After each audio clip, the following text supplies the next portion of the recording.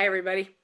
So I've had a couple questions, the same question a few different times now, on where I store my jars when they're not in use. I'm assuming when they're not in use. So I thought that today, since I'm in the middle of organizing after winter, that I would show you guys what we do with our jars. Here we go. This is our breezeway. And it's kind of, in the wintertime, it becomes a catch-all. That's the catch-all part right there, okay? We did just move out that small freezer that was right there. And it's in the garage because it's going to go to a new home. And we got a larger freezer. But this is where most of the empty jars go. Now, I can tell you that up until last night, okay, let me back up here. I'm going to try to get this right. That it was stacked all the way up to here, okay? With boxes of jars that we had been accumulating every time when we ran across them. So if we, like I don't know if you remember, like a month or so ago, I found the 7 cases of pint jars, stacked up right there. Random, collections of jars that we've picked up at yard sales or thrift stores or Craigslist or Facebook sale groups, anything like that, just kind of got stacked up because this shelf was completely full from top to bottom, but it was not organized because it had just kind of become chaos. And then there's the white shelf over there also that wasn't chaos because it's just not deep enough for chaos, but I didn't understand everything that was on there. So last night, decided to kind of let's get a handle on this and make some room. So we're not done by any stretch of the imagination right now, but I thought this was a really great time to do the video. Last night, Phil helped me, and we started pulling out smallmouth quart jars because those are the least desirable for my situation here, okay? We're going mainly to pint jars. Just because there's 2 of us. So for the most part, everything can go into pint jars, and that way there's no waste, especially when it's things that Phil will eat, but I won't. The only thing that I'm really going to keep quart jars around for would be, say, canning potatoes, or I don't know, there's a couple other things that I would keep them around for, but for the most part, it's going to be pint. So, started going through and sorting, and we managed to put together 3 groups. Here's one of them. 3 groups of 5 dozen smallmouth quart jars. And I don't know if you can see out there, they're actually in the garage too. Okay, so a total of 15 dozen quart jars, smallmouth, are finding new homes, selling them for $3 a dozen.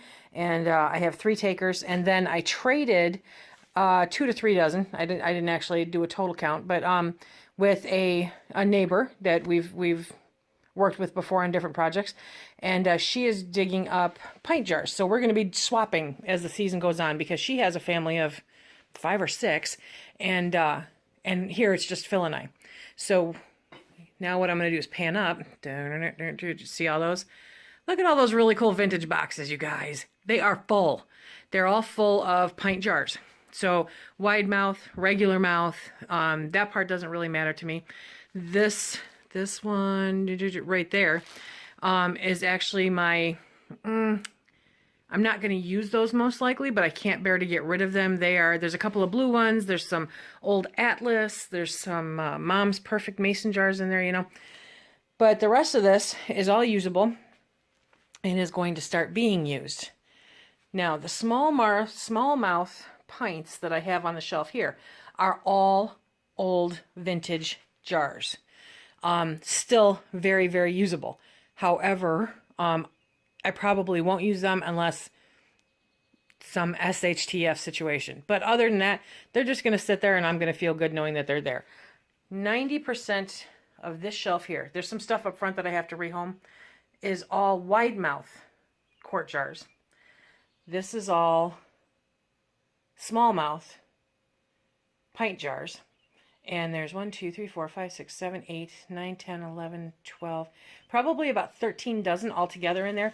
These I ran across in the different collections. I mean, seriously, when's the last time you saw a craft what is it, mayonnaise jar that's glass, and there's a date, the Best By date? Can you guys see that? May 76. So keeping that jar.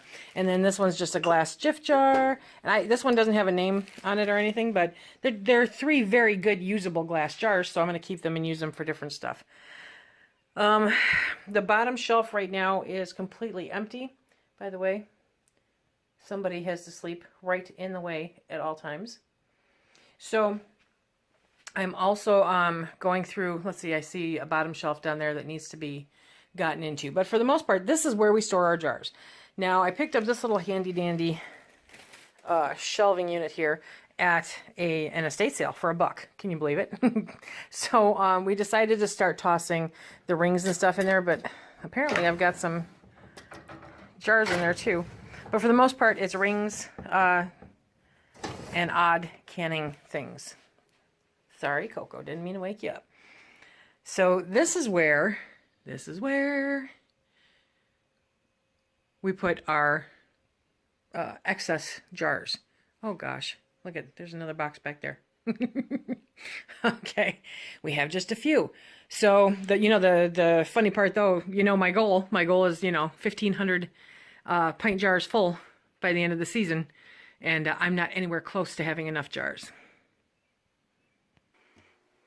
Now the other place we have jars is here in the kitchen in the cabinet, and that's just a bunch of wide mouth. There's one smallmouth that'll get relocated, but those are wide mouth. We do tend to use these as drinking glasses also. Say hi, Phil. Hi, Phil. Okay, and then my orange cabinet here, there were a bunch of smallmouth quarts in there, and I relocated those. And then what's left in there right now is the wide mouth, so those are going to go out on the shelf in the breezeway. And on the bottom there are jelly jars, and I think I said before, I'm going to be doing more jelly this year than I have before, so I'll be using all these jelly jars. So I hope that answers everyone's question as to where we store our jars when they're not in use. The honest answer is everywhere. Everywhere that we can stick them, we end up putting them. Anytime we have room, sometimes it's a drop and go situation and we just get back around to them eventually, especially in the wintertime. The breezeway, like I said, becomes a catch-all, so they kind of get stacked up in there. And that's after the canning season, even though I can all year long. It's after the canning season, so that can get kind of out of control like it did this year.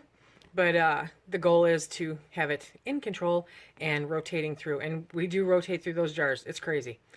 So I hope everyone's having a really great day, and we will talk to you again real soon. Remember, if you like what you see here, please hit that like, subscribe, share, and we will check in with you tomorrow, which is Monday, with a new kind of series for Mondays.